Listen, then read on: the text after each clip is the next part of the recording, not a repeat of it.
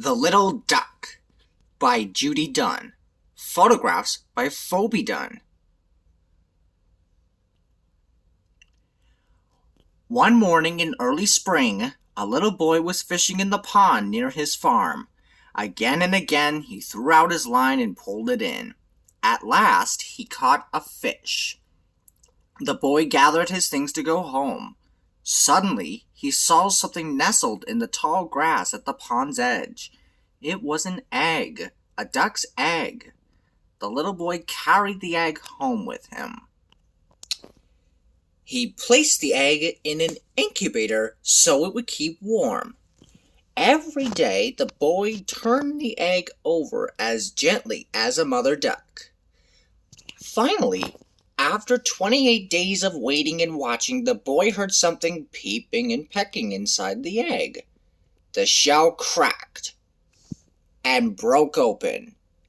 Henry, the little duck, was hatched.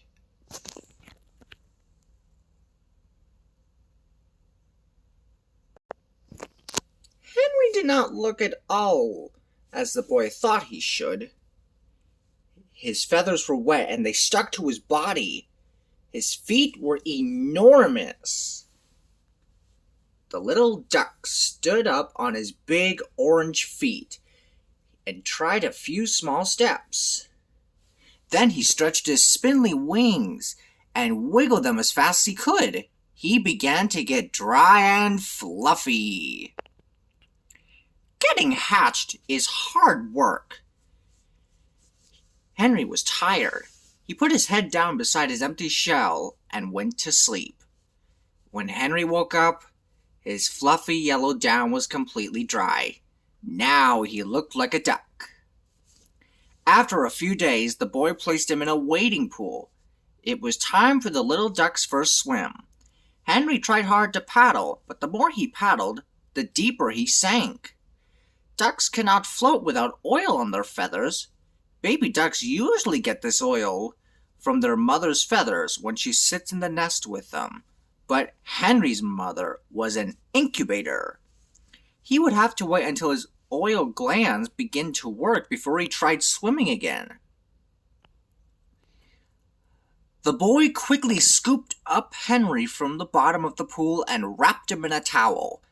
Henry was shivering and sputtering. The boy was afraid he would catch a cold, so he set the hairdryer on warm and dried Henry's feathers in no time. When the little duck was dry again, he found a cozy resting spot on the broad back of the family dog. Together they dozed in the sunshine.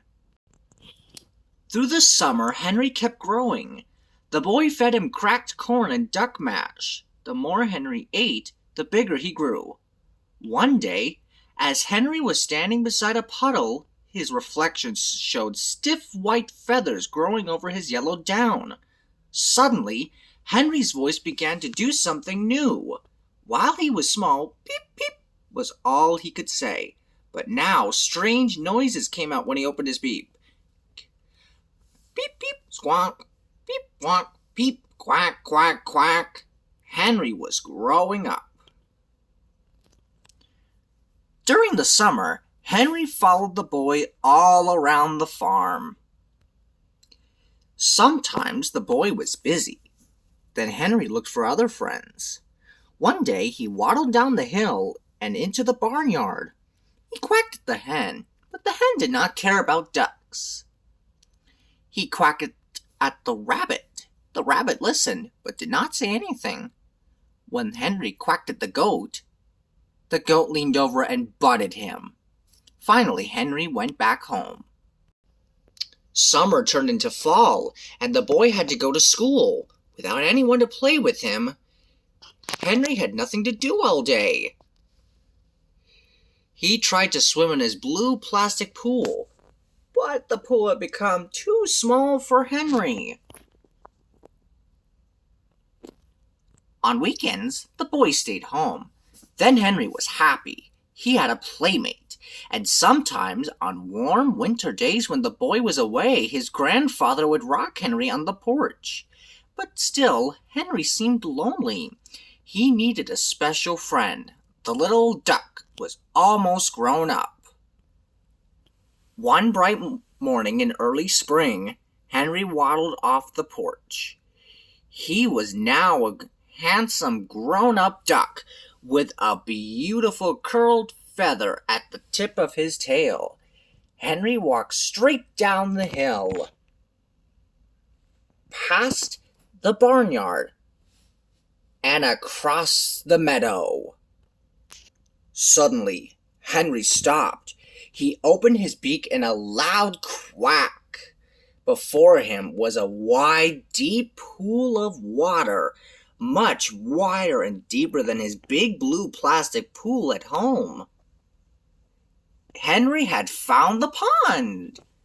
In the middle of the pond, spreading its wings, was the first duck Henry had ever seen.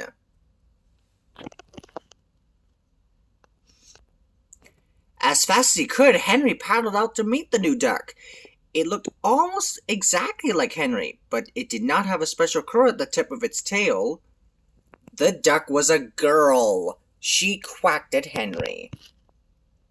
Henry had found a special friend at last.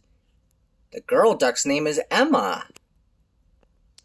Soon, Henry and his friend had an egg of their own, nestled in the tall grass beside the pond. The end.